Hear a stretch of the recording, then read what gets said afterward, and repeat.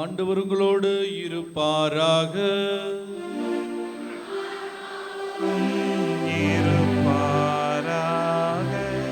புனித யோவான் எழுதிய தூய நற்செய்தியிலிருந்து வாசகம். ஆண்டவரே மாட்சி உமக்கே. யோவான் நற்செய்தி 21வது அதிகாரம், இறை வார்த்தைகள் 1-19 முடிய. அக்காலத்தில் இயேசு தம் சீடருக்கு திபேரியா கடல் அருகே மீண்டும் தோன்றினார். அவர் தோன்றியது இவ்வாறு: சீமோன் பேதுரு, திதிம் எனப்படும் தோமா, கிலீலியாவில் உள்ள கானாவை சேர்ந்த நத்தனியேல், செவதேயுவின் மக்கள் ஆகியோரோடு இயேசுவின் சீடருள் வேறு இருவரும் கூடியிருந்தனர். அப்போது சீமோன் பேதுரு அவர்களிடம், நான் மீன்பிடிக்கப் போகிறேன் என்றார். அவர்கள், நாங்களும் உம்மோடு வருகிறோம் என்று கூறி போய் படகில் ஏறினார்கள். அன்று இரவு அவர்களுக்கு மீன் ஒன்றும் கிடைக்கவில்லை. ஏற்கனவே விடியற்காலை ஆகியிருந்தது. இயேசு கரையில் நின்றார். ஆனால் அவர் இயேசு என்று சீடர்கள் அறிந்து கொள்ளவில்லை. இயேசு அவர்களிடம், பிள்ளைகளே, மீன் ஒன்றும் படவில்லையா என்று கேட்டார். அதற்கு அவர்கள் இல்லை என்றார்கள்.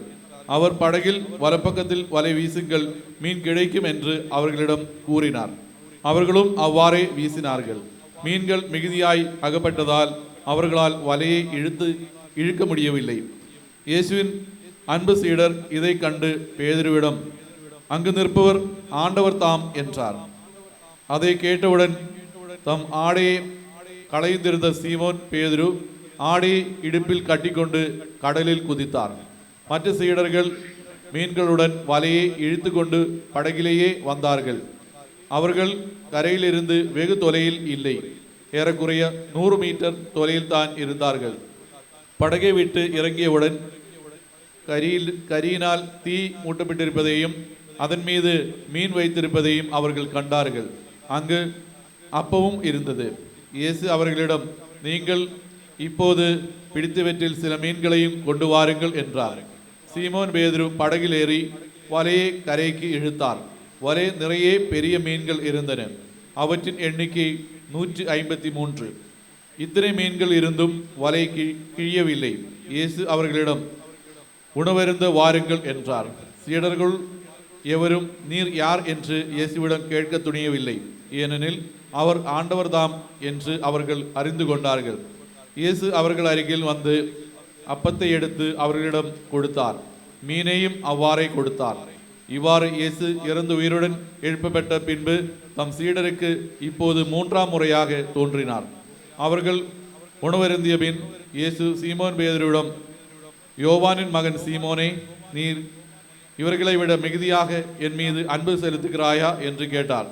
அவர் இயேசுவிடம், ஆம் ஆண்டவரே, எனக்கு உம்மிடம் அன்பு உண்டு என உமக்கு தெரியுமே என்றார். இயேசு அவரிடம், என் ஆட்டுக்குட்டிகளை பேணி வளர் என்றார்.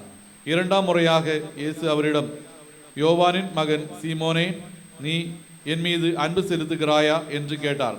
அவர் இயேசுவிடம், ஆம் ஆண்டவரே, எனக்கு உம்மிடம் அன்பு உண்டு என உமக்கு தெரியுமே என்றார். இயேசு அவரிடம், என் ஆடுகளை மேய் என்றார். 3ஆம் முறையாக இயேசு அவரிடம், யோவானின் மகன் சீமோனே, உனக்கு என்னிடம் அன்பு உண்டா என்று கேட்டார். உனக்கு என்னிடம் அன்பு உண்டா என்று இயேசு 3ஆம் முறை கேட்டதால் பேதுரு துயருற்று அவரிடம், ஆண்டவரே, உமக்கு எல்லாம் தெரியுமே, எனக்கு உம்மீது அன்பு உண்டு என்பது நீர் அறியாத ஒன்றா என்றார். இயேசு அவரிடம், என் ஆடுகளை பேணி வளர். நீ இளைஞனாக இருந்தபோது நீயே இடையே கட்டிக்கொண்டு உனக்கு விருப்பமான இடத்தில் நடமாடி வந்தாய். உனக்கு முதிர்ந்த வயது ஆகும்போது நீ கைகளை விரித்து கொடுப்பாய். வேறொருவர் உன்னை கட்டி உனக்கு விருப்பம் இல்லாத இடத்திற்கு கூட்டிச் செல்வார் என உறுதியாக உனக்கு சொல்கிறேன் என்றார். பேதுரு எவ்வாறு இறந்து கடவுளை மாட்சிப்படுத்த போகிறார் என்பதை குறிப்பிட்டே அவர் இவ்வாறு சொன்னார். இதை சொன்னபின் பேதுருவிடம், என்னை பின்தொடர் என்றார். ஆண்டவரின் அருள்வாக்கு. கிறிஸ்துவே உமக்கு புகழ். இயேசு கிறிஸ்துவில் அன்பார்ந்தவர்களே, மிகவும் நெருக்கமான ஒரு கணவனும் மனைவியும், அவங்களுடைய நெருக்கம் எப்படி அப்படின்னா, அந்த மனைவிக்கு இவரை ரொம்ப பிடிக்கும். அதனால் டெய்லியும் திட்டுவாங்க, டெய்லியும் குத்தம் சொல்லுவாங்க, டெய்லியும் குறை சொல்லுவாங்க. இந்த மனுஷன் அமைதியாக கேட்டுக்கிட்டு இருக்க மனுஷன் அதிகமாக பேச மாட்டார், எல்லாமே வாங்கிப்பார். அவங்க திட்டினாலும் வாங்கிப்பார், அவங்க கொச்சப்படுத்தினாலும் வாங்கிப்பார். இவ்வளோ அமைதியாக இருக்கிற மனுஷன். ஒரு நாள் இந்த அம்மா சொன்னாங்க, நான் 3 நாள் அம்மா வீட்டுக்கு போகிறேன்னாங்க. அவர் நினச்சார், அப்பா 3 நாள் லீவு கிடைக்குமே நினச்சாரு. சரி போயிட்டு வாம்மா, நான் அமைதியாக அனுப்பி வச்சார். நைட்டு புறப்பட்டாங்க. காலையில் அம்மா வீட்டில் போய் சேர்ந்தாங்க. காலையில் ஃபோன் வருது, ஃபோனில் திட்டுறாங்க. அப்போ கேட்டார், அம்மா வீட்டில் தான் இருந்தப்போ தான் திட்டிகிட்டு இருந்தேன், இப்போ உங்கள் அம்மா வீட்டுக்கு போன போது திட்டுறேன்னு கேட்டபோது அவங்க சொன்னாங்க, ஒர்க் ஃப்ரம் ஹோம் அப்படின்னாங்களாம். சிலன் பார்ந்தவர்களே, இன்று பேதுருவிடம் ஆண்டவர் கேட்குற ஒரு கேள்வி பாருங்களேன். பேதுருவிடம் ஆண்டவர் பெரிய பெரிய விஷயம்லாம் கேட்கலங்க. கேட்குறது, டு யூ லவ் மீ, நீ அன்பு செய்கிறியா? எல்லா பாவங்களையும் மன்னித்து. யோசிச்சு பாருங்க, இயேசுவை மறுதலித்தவர் இயேசு கிறிஸ்து அவரை முதல் போப்பா மாத்தினார். இயேசுவை மறுதலித்தவர். இதுதான் இயேசுனுடைய அன்பு. அந்த அன்பான இயேசு கிறிஸ்து திரும்ப கேட்குற ஒரு விஷயமும் அன்பு தான், வேற எதுவுமே கிடையாதுங்க. அன்பை மட்டும்தான் கேட்குறார். நீ பெரிய பெரிய விஷயம்லாம் எதுவுமே எனக்கு செய்ய வேண்டாம், டு யூ லவ் மீ. எவ்வளோ எமோஷனலான ஒரு கேள்வி ஆண்டவர் கேட்குறாரு பாருங்க, டு யூ லவ் மீ. ஏன்னா அந்த அன்பு எல்லா பாவங்களையும் மன்னிக்கிறது, அந்த அன்பு எல்லா பாவங்களையும் மறைக்கிறது. ஆண்டவரை நீங்கள் எவ்வளவுக்கு எவ்வளவு ஆழமாக அன்பு செய்கிறீங்களோ அந்த ஆழமான அன்பு உங்களுக்கு விசுவாசம் அதிகரிக்கும். அதனால் ஆண்டவர் உங்ககிட்ட இருந்து கேட்குறதும் அன்பு. நீங்கள் பார்த்தீங்கன்னா நற்செய்தியினுடைய முதல் பகுதியில் 7 சீடர்களுடைய பேர் தான், 5 சீடர்களுடைய பேர் இருக்கு, 2 சீடர்கள் அப்படின்னு மென்ஷன் பண்ணுறாங்க. இயேசுவுக்கு 12 சீடர்கள், அதில் ஒருவர் இறந்து விட்டார். அப்போ 11 சீடர்களில் 7 பேர் மட்டும் மிச்சம் நிற்கிறாங்க. 4 பேரை காணோம், வேற எங்கேயோ போயிருக்கிறாங்க. பிரிந்து போன சீடர்களை கிட்ட வரும் பொழுது அந்த பேதுருவிடம் ஆண்டவர் கேட்குறாங்க, நீ என்னை அன்பு செய்கிறாயா பேதுரு? அந்த அன்புக்கு ஆண்டவர் கொண்டு வர அந்த ஒரு சிச்சுவேஷன் பாருங்களேன். இது ஒரு மூவி சீனாக இருந்தால் அந்த சிச்சுவேஷன் பாருங்கள். அந்த சிச்சுவேஷன் ஆண்டவர் அந்த பிளாட் தயாரிக்கிறார். கரியினால் மூட்டப்பட்ட அந்த தீ, சாட்சியமாக நிற்கிறது என்ன தெரியுமா? நெருப்பு. சாட்சியமாக நிற்கிற நெருப்பு, கரியினால் மூட்டப்பட்ட தீ. அந்த தீக்கு முன்னால் நின்று கேட்குறாரு, 3 தடவை கேட்குறாரு, நீ என் அன்பு செய்றியா, நீ என் அன்பு செய்றியா, நீ அன்பு செய்றியா? ஏன் தெரியுமா? இதுக்கு முன்னால் இதே மாதிரி கரியினால் மூட்டப்பட்ட தீ 3 தடவை நீ என்ன தெரியாது தெரியாது தெரியாதுன்னு சொன்னேன். ஸோ அதே சிச்சுவேஷனை இங்கே ஆண்டவர் உருவாக்குறார். இவர்கள் மீன் பிடிக்க போகிறாங்க, மீன் கிடைக்கல, வலது பக்கம் போடுங்கன்றாங்க, மீன் கிடைக்கிது. ஆனால் இவங்க அந்த ஷோரில் பார்க்கறது, அந்த கரையில் பார்க்கறது அந்த ஒரு நினைவு. அப்போ ஆண்டவர் அந்த நினைவை கொண்டு வந்துட்டு கேட்குறார். Jesus is healing him psychologically. ஏன்னா இது அவருடைய மனசில் இருக்குது, பேதுருடைய மனசில் இருக்குது. ஆண்டவருக்கு எதிரான இந்த பாவத்தை செஞ்சேனேன்ற அந்த மனசில் அந்த கில்ட் ஃபீலிங் இருக்குது.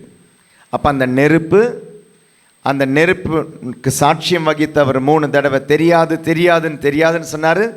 ஜீசஸ் கொடுக்குற ஹீலிங் பாருங்களேன். உன்னை நான் ஒரு பதவிக்கு கொடுக்கணும் அப்படின்னா, முன்னால் கொண்டு வரணும்னா உனக்கு ஒரு பாவம் இருக்குது, அந்த பாவத்தை கழுவாமல் எனக்கு ஒன்று அங்கே கொண்டு வர முடியாது. நம்ம ஆபிரகாமை பற்றி பார்த்த பொழுது ரொம்ப ஒரு 3-4 வருஷங்களுக்கு முன்னால் பார்த்தோம். ஆபிரகாமை உண்மையாகவே ஆண்டவர் தண்டிச்ச இடம், அது தண்டிச்ச இடம். விசுவாசத்தின் தந்தைன்னெல்லாம் நீங்கள் என்ன தான் பெரிய விஷயமா ஆபிரகாமை பற்றி சொன்னாலும் ஆக்சுவலி ஆபிரகாமை ஆண்டவர் தண்டிக்கிறாருங்க. என்ன தண்டிக்கிறாரு? நீ அன்பு செய்யும் ஒரே மகனை. ஆபிரகாமுக்கு எத்தனை பசங்க? ஒரே ஒரு பையன். ஆண்டவருக்கு எத்தனை? ஆபிரகாமுக்கு எத்தனை பையன்? கேட்கல. எத்தனை பையன்? 2 பசங்க. சாராவுக்கு தான் 1, ஆகாருக்கு தான் 1, ஆனால் ஆபிரகாமுக்கு 2. இதை தெரிஞ்ச ஆண்டவர் ஆபிரகாம் கிட்ட 2-3 தடவை திரும்ப கேட்குறாரு, நீ அன்பு செய்யும் ஒரே மகனை. அப்போ நீ அன்பு செய்யாத ஒரு மகன் உண்டு. அவனை நீ வழியில விட்ட, அந்த தாய் ஆகாரை நீ இறக்கி விட்ட.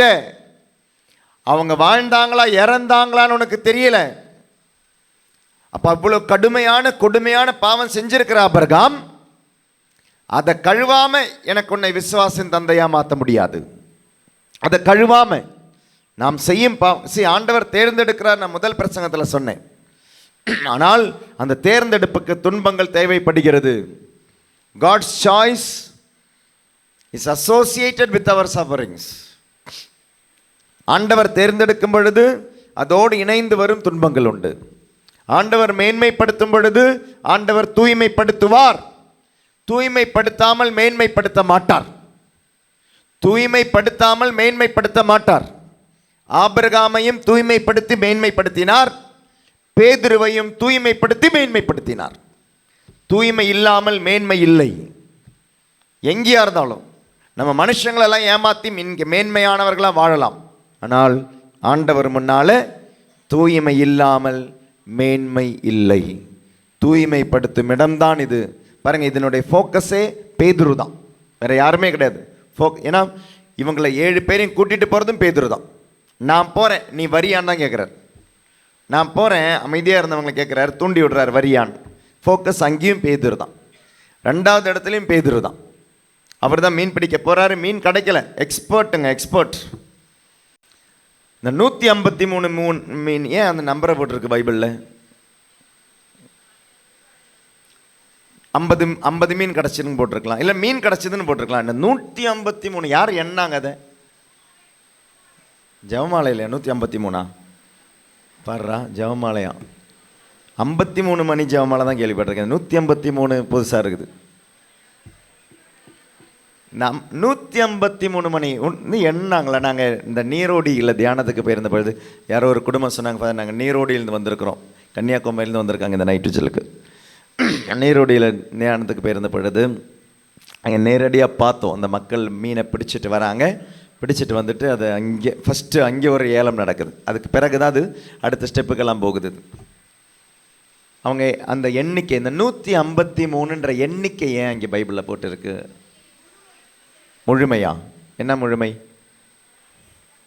பழைய ஏற்பாடா? சொல்லுங்க. 503 கட்டளை. அதாவது எனக்கும் தெரியல. ஆனால் இது இந்த 153 அப்படின்றது ஏன் அந்த நம்பர் போட்டிருக்காங்கன்னா, கடலில் மீன்களுடைய வகைகள் ஃபிஷ்ஷுன்னு தான் சாதாரணமாக சொல்லுவாங்க, ஃபிஷ்ஷஸ்ன்னு சொல்ல மாட்டாங்க. ஃபிஷ்ஷஸ்ன்னு சொன்னால் கைண்ட்ஸ் ஆஃப் ஃபிஷ். அப்போது மீனுடைய வகைகள். ஸோ ஃபிஷ்ஷஸ் எத்தனைன்னு கேட்டிங்கன்னா 153 வகைகள் உண்டாம். 153 வகைகள் மீன்கள் கடலில் உண்டு. அப்போது இந்த 153 பிடிக்க வச்சு பேதுரு சொல்கிறாரு, இந்த உலகம் என்னும் கடலில் நீ போட வேண்டிய வலையுண்டு. மனிதர்களை நான் பிடிப்பவனாக்குவேன். அந்த மனிதர்களை நீ பிடிக்கும் பொழுது இந்த 153 உனக்கு உன் வழியாக எனக்கு சொந்தமாக வேண்டியவை. அதாவது திருச்சபை என்பது, இந்த கேத்தலிக் சர்ச் அப்படின்றது கிறிஸ்தவர்களுக்கு மட்டும் உள்ளது அல்ல. மீட்பு என்பது கிறிஸ்தவர்களுக்கு, இந்த திருமுழுக்கு பெற்றவர்களுக்கு மட்டும் அல்ல. மீட்பு என்பது உலகத்தில் இருக்கும் அனைவருக்குமே போய் சேர வேண்டியது, அனைவருக்குமே. அதனால் பேதுருவே, அவ்வாறு உன்னை நான் தேர்ந்தெடுத்தேன். அதனால் பாவம் செய்த பேதுருவை தூய்மைப்படுத்தி மேன்மைப்படுத்தி உலகத்திற்கு அனுப்பி உலகத்திற்கு மீட்பு செய்தியை அனுபவிக்க அனுப்புகிறார். அதான் அந்த 153 கடலில் உள்ள மீன்களுடைய வகைகள் 153. Not the number of fish, the kinds of fishes அப்படின்றது 153 வகைகள், ரகங்கள் இருக்குது. அதான் அந்த கடலில் அவங்க கையில் மாட்டினது 153. பேதுருனுடைய கையில் கொடுக்குறாரு. 153 நான் உன் கையில் கொடுக்குறேன், பாதுகாப்பாக இதை நீ கரை சேர்க்க வேண்டும். ஆனால் நான் உன்னை தூய்மைப்படுத்த வேண்டும், மேன்மைப்படுத்த. அன்பார்ந்தவர்களே, ஆண்டவர் நம்மை மேன்மைப்படுத்த வேண்டுமானால் நாம் தூய்மைப்படுத்தப்பட வேண்டும். துன்பங்கள் நம்மை தூய்மைப்படுத்துவது, கனி தரும் மரங்களாக மாற நம்மளுடைய வாழ்க்கையிலே மதில்கள் உண்டு.